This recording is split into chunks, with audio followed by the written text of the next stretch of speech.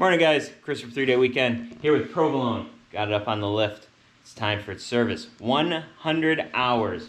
I'm going to go through all the stuff according to the manual and review it because I've discovered a couple of new issues since the 75-hour service.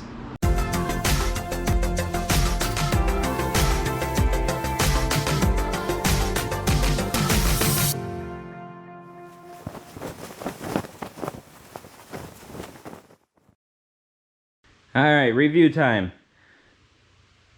I pointed out everything in the 75, but I have a couple of new issues that I need to add on.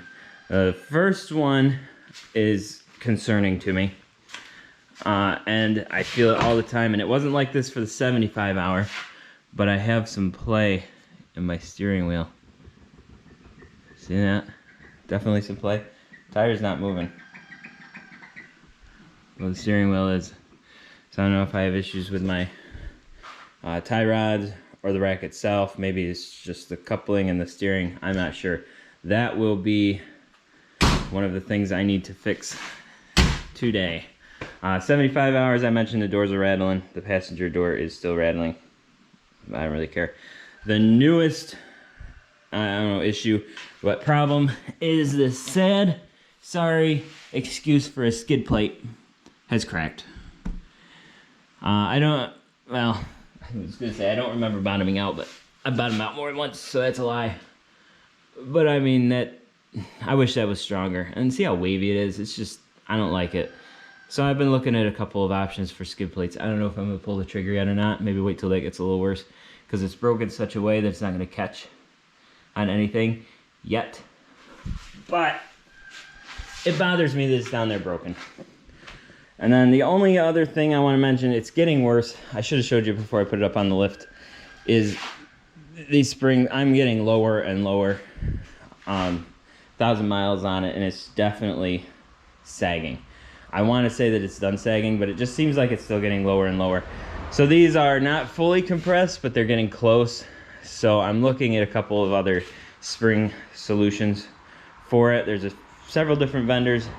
Not exactly sure which way I want to go, or if I want to do it yet, but I am seeing those in my future. As far as issues, that's it. It's been running solid. Very, very nice. I do have a squeal in the brakes. I don't think my pads are worn down. I think it's just part of the machine, but I'm going to check those today. I'm also going to re-grease the bearings. If you look back, I did that when the machine was brand new. Now we have 100 hours on it. And I've gone through some pretty deep mud, and this one is up to the headlights, the accent light. So that's pretty deep mud I've been through. I want to make sure that those bearings haven't taken on any water, and it shouldn't take long, and I'm just using the standard greasing tool for that. So I'm going to get started. First thing we're going to check though, bushings and bearings, checking for play. You see me doing it in all the other videos. It's not in the manual, but just applying pressure to all the wheels and check that. I won't bore you to that. We'll cut right to the next step. Side note, because I know you're thinking it, because I'm thinking it too. Ignore my rooster. It's dirty. I'm doing the service dirty. Should always clean it down. Really, really good for service.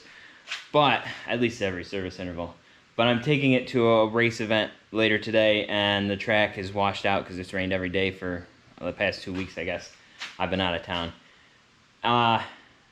So there's no sense in cleaning it right now just to go back out and get it muddy again. First step from the manual is checking the brake pads. Normally I just kind of peek down through, and you can line that up. One of the holes so you can see the back pad through it, and you can check your pad wear right there. It's kind of how you can cheat them. But I'm not going to cheat them this time. I'm actually going to take the whole wheel off because I have to grease those bearings anyway. So let me pop all these wheels off real quick. Now with the wheels out of the way, I can check this pretty good. I still have pad in between the plates and the rotor. You should check top and bottom. We're good on both sides. And I'm checking for any major ridges or divots or anything. And they seem okay. So the squeaking is just the way it is. Good pad. Good pad. All feels good. Brakes are fine. If anything, the rears are getting a little worn down, so I might get those on order just to be safe, because I might need them in the next service or the service after that possibly. My grease tool is missing, so I'm skipping that for right now. Waiting on a phone call because I have a new one coming. Next, I'm going to take off the clutch cover and clean that out, because I've driven in a couple places with dusty conditions, and this is going to be pretty rough. But it does specify in the manual you're supposed to clean that out during this service interval. Taking this cover off isn't too complicated. There are 14 8mm bolts that need to come off.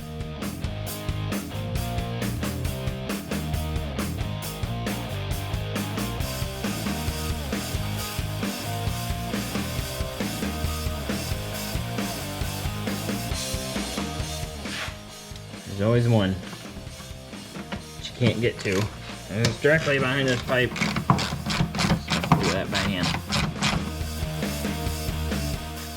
And then I loosen this too, same thing, and then this one up here.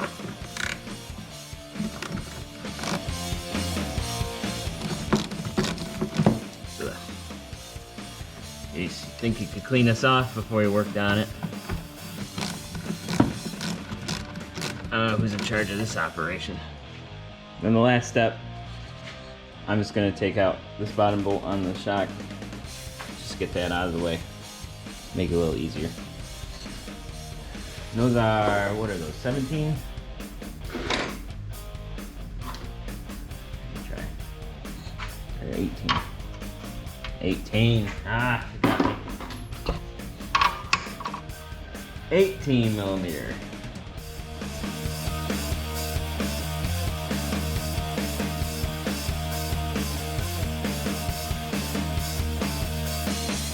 Now, everything's out of the way. We just pull the cover off. Sounds easy, right? Yeah, piece of cake. Let's do it.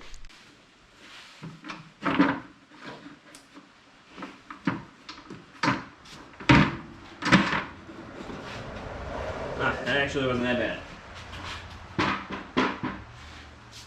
Putting it on might be a different story. I'll put your way back there so you can see how much is going to come out of this. Keep in mind, I just did this, I think just before the last service. So it hasn't really been all that long. I should probably do it more often, especially after driving on dusty conditions.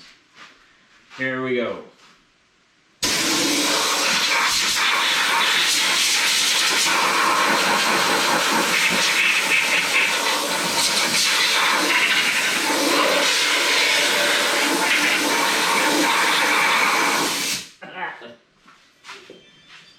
And that's as long as I can hold my breath. Whew. Okay, I'm going back in.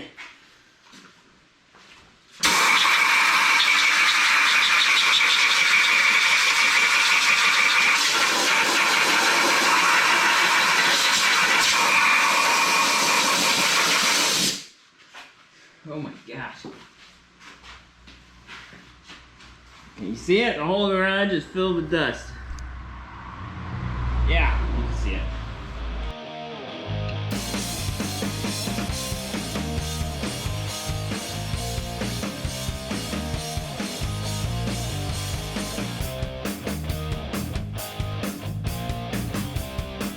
Well, that's all cleaned out now, so I can close it back up. Fuel system check. Key is on, so this is pressurized.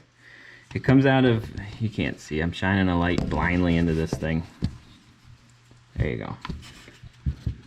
This right here is the fuel line coming out of the top of the pump. See, it's got this blue clip on it.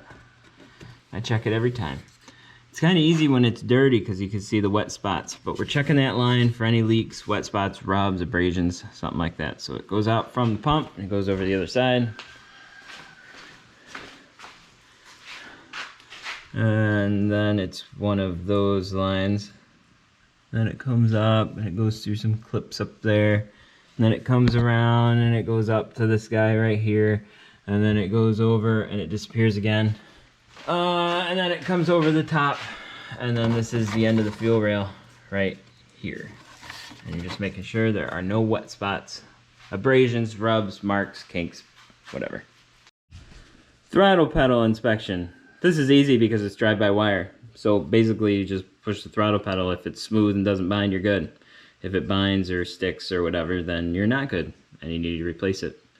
But it's just that pedal mounted to the firewall and there's a plug up there. So that's not so bad. Battery under the seat. Wants you to clean, check terminals, make sure they're tight, which I did. I didn't clean it, but I made sure the terminals are tight. And frankly, if you have battery issues, you should already know. And you can see how deep that puddle was. This is crazy. That's the water line. What was I thinking? I don't usually go that deep. That was deeper than I expected. Okay, moving on. Shifter linkage. You'll probably, again, already know if it's binding or sticking. And you should check the other side down here to make sure there's no tears or anything like that in your boot. That is the entire shifter linkage. And it's all where it's supposed to be. No issues there. Engine oil lines and fasteners. There's some oil lines up in the front going to the turbo. You can check around the pump. There's really not too many.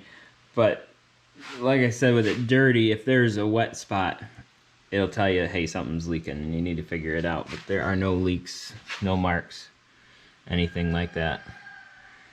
So we are good for that. I didn't realize this with fuel. Oh, I didn't specify fuel system. You're also supposed to make sure it's not leaking around the cap. Once again, since it's dirty, you'd be able to tell if there's any wet marks on it, especially after you ride. So keep that in mind next time you have it out and you have a full tank of gas. Drive it a little bit, come over here and just make sure it's not seeping. You don't want this cap to be leaking fuel out the side. Now let's talk about the cam chain tensioner. There's really not a lot of information about this. I've heard of people having issues, but not specifically with the Pro XP. That's this guy right here behind these two lines, right into the side of the cylinders. Maybe you can see it from here. There you go. That is the cam chain tensioner. It says to inspect it. So I'm inspecting it and it looks fine. I don't know what else you're supposed to do. If that is faulty, when you start it up, it's going to sound awful because you're going to have chain slap because it's so loose in there. If it gets bad enough, you could start jumping teeth, which once you jump a tooth, now it's out of time and the thing's going to run like crap. So that's kind of what to look for a cam chain tensioner. I don't really know what else to do about that one, but listen for it to start up. We're only 100 hours in. If you've changed the oil, it shouldn't go bad. But they can leak down over time, and you'll start it up and it'll sound awful, but it should pump right back up and be fine because they're filled with oil. So that's it for the cam chain tensioner. Exhaust silencer, aka muffler, says to inspect. Yep, looks good. Seems to be there and intact. Terrific. I am going to check the spark arrestor because you don't want to be driving around in a dry field or something and lose a spark. But that is in perfect condition. I almost forgot to mention it. I checked all the bushings and everything, and it's not in the manual. Make sure you're checking your boots at this phase 2. Just spin them all the way around. Make sure there aren't any cracks or gaps or anything. Normally, when they crack, you'll see grease splattered around. That's usually a dead giveaway. But don't need that. But double check, make sure those are okay. It's easier to fix those now before they become a problem or break while you're out in the middle of the trails. Steering, it says to lubricate the steering. There's nothing to lubricate. It's a closed system.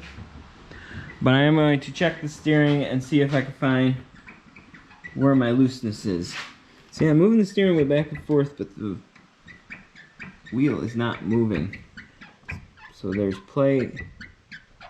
Oh, there it is. Look at it.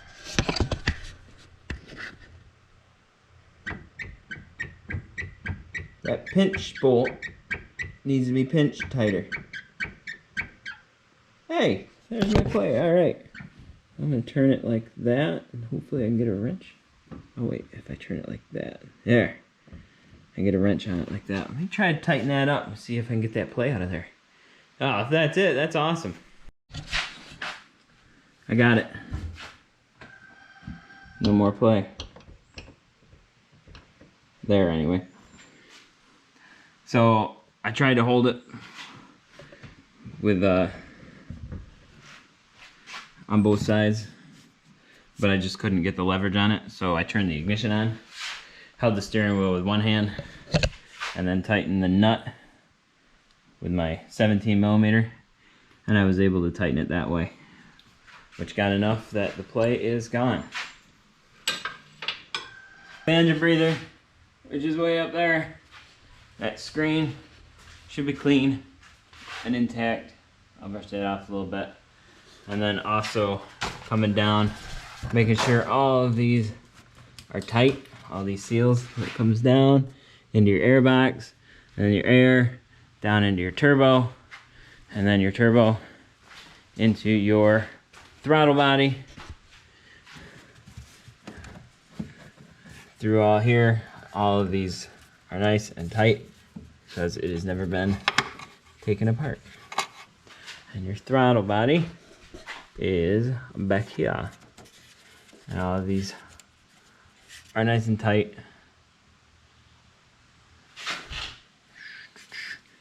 Coming across, that's your blow off valve. No issues that I can see there. So intake is good. Says to check the wiring. I don't know how you're gonna check the wiring without taking it apart. I mean, you can see pieces of it. So where I can see it, it's fine. All looks fine, and it's dirty. Wonder what that would go to. Some option I don't have, must be. Yep. Wires go through here, and then they go through the side.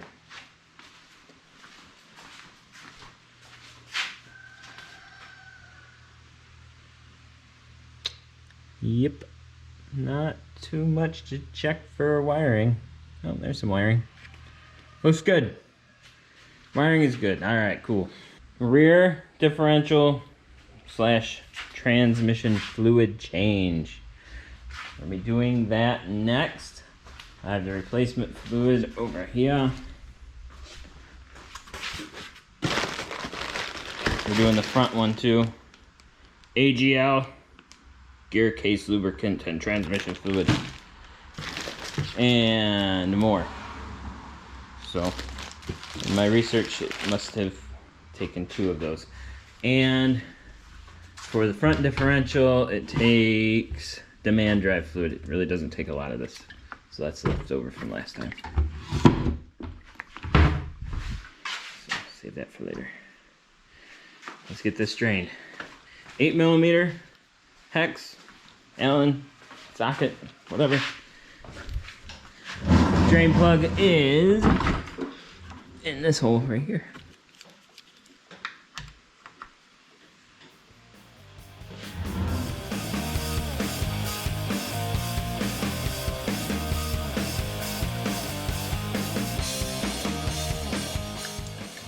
These are equipped with a magnet, so you're gonna have some gunk built up on it.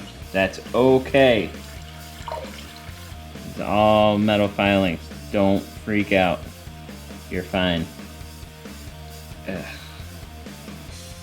It's a pretty big goober on there. We're just gonna clean that all off. We can put it back in.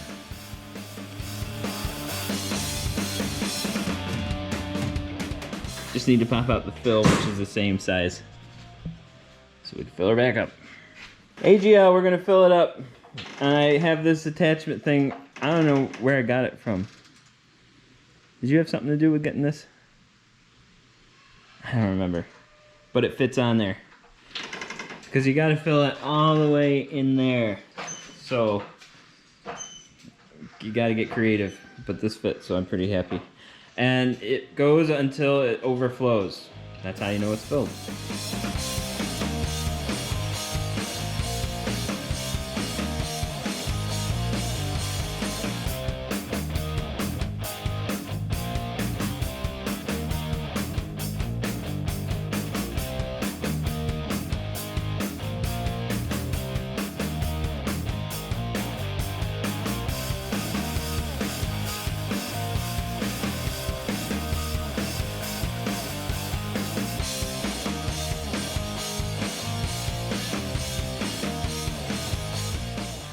Front one's pretty much the same. Drain plug is right down here, same size. Fill is over there.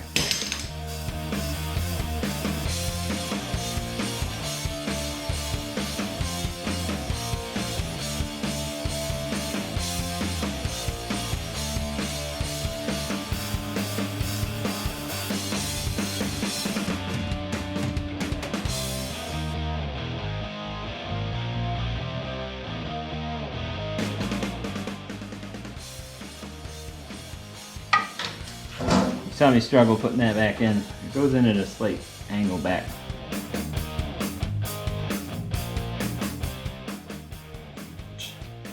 Could have been placed in a better position, I suppose, rather than way back in there.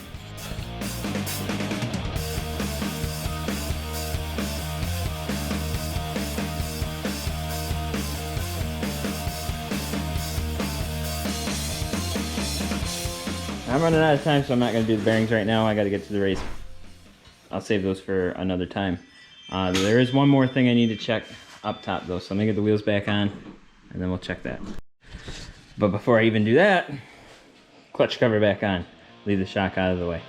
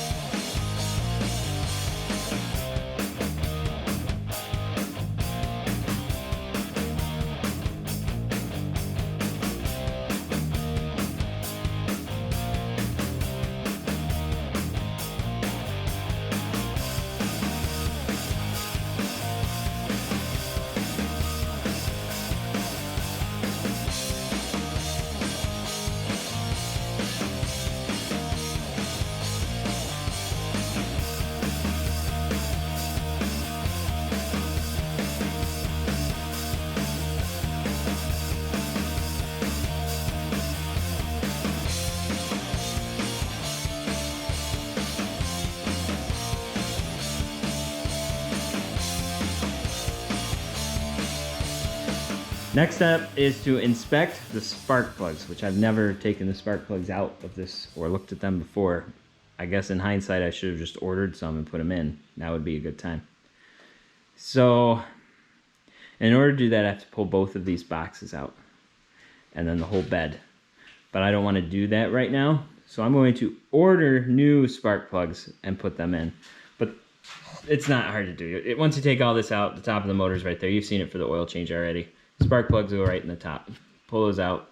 I don't know, inspect them. We're going to see that they're used spark plugs and put them back in. But I'll just get new ones. Put those in sometime this week. And that'll be the end of it. We're also just supposed to check the coolant. But I don't have a pressure tester or whatever system, so I'm just going to make sure that it's full. It's not overheating. Oh, what am I thinking? It's not... It's covered in mud, so it's perfect. But you check the level right back behind the shock. It's in there. And make sure your radiator is clean.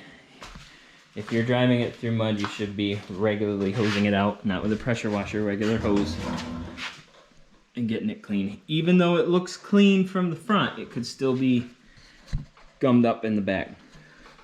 So just take that garden hose, spray it through there, and keep rinsing until it comes out clean.